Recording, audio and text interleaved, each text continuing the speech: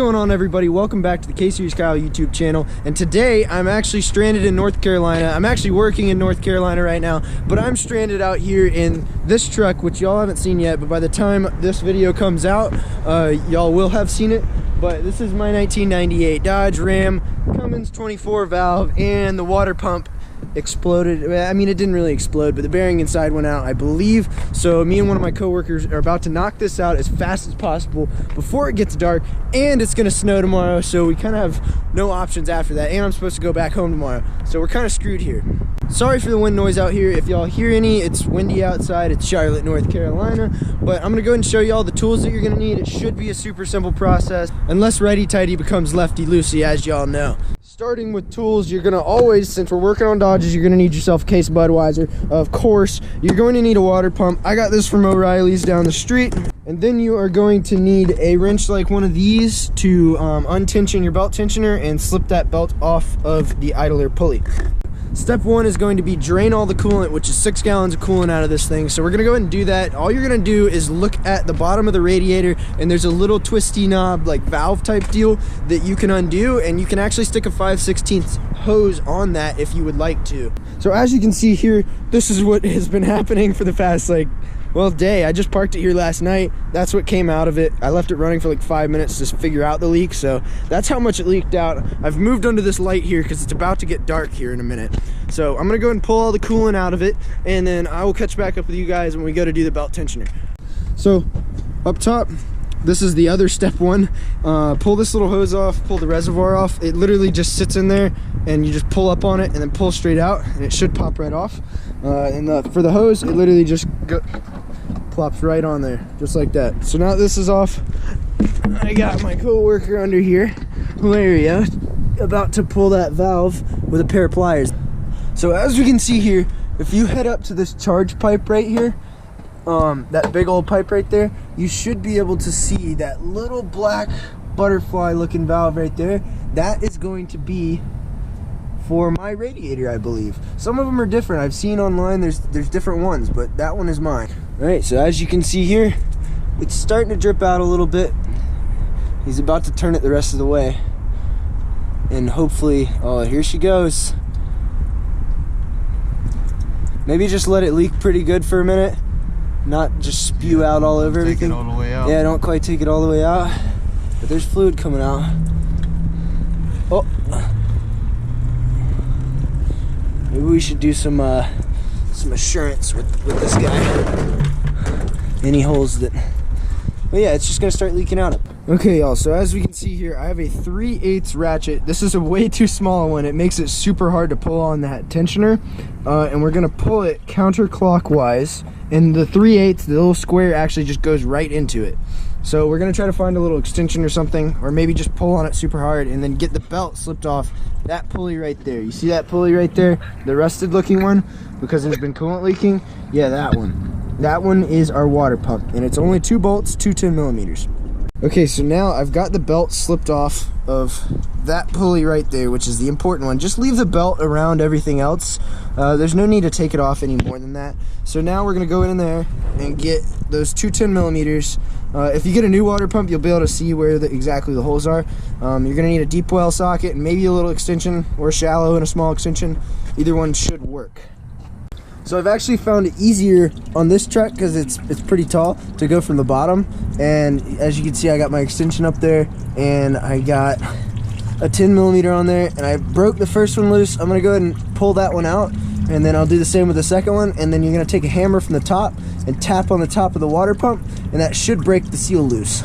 So as we can see here, I didn't have to hit it with a hammer actually to pop it off. Some of them you do because the seal, but as we can see here, well, maybe you can hear it hopefully, but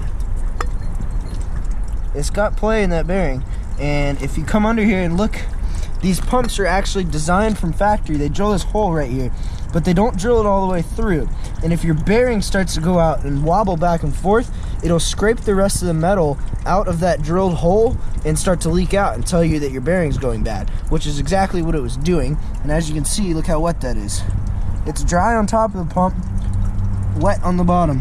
So I don't know how long it's been doing this for, It can't be that long because I drove all the way up here a couple days ago. But yeah, this is definitely a bad pump.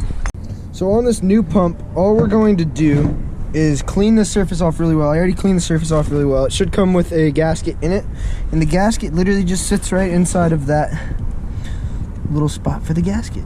So you don't have to put gasket maker on here.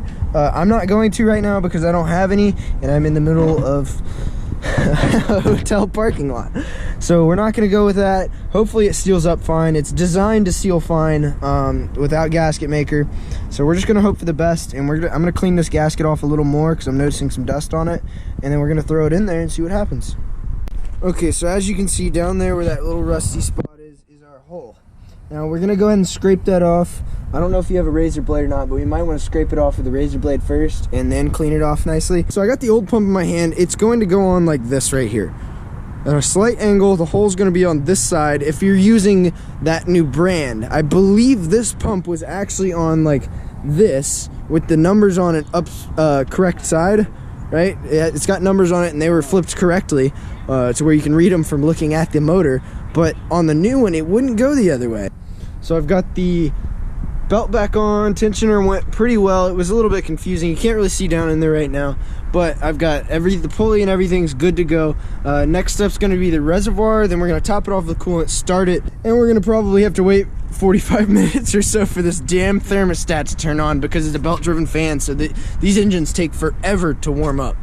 So far, we have got the radiator filled all the way up. We've been letting it bubble out over and over again, burbled all the lines somewhat so far, and we're about to give it its first crank. I filled up the reservoir a little over max for now, because it'll probably suck some of that water back into it, but we're gonna let it run for a minute and see what happens. So we are now waiting for our weight start to go off, and we're gonna give her a little crank, push the clutch in on her, see what happens. All right. She is now running.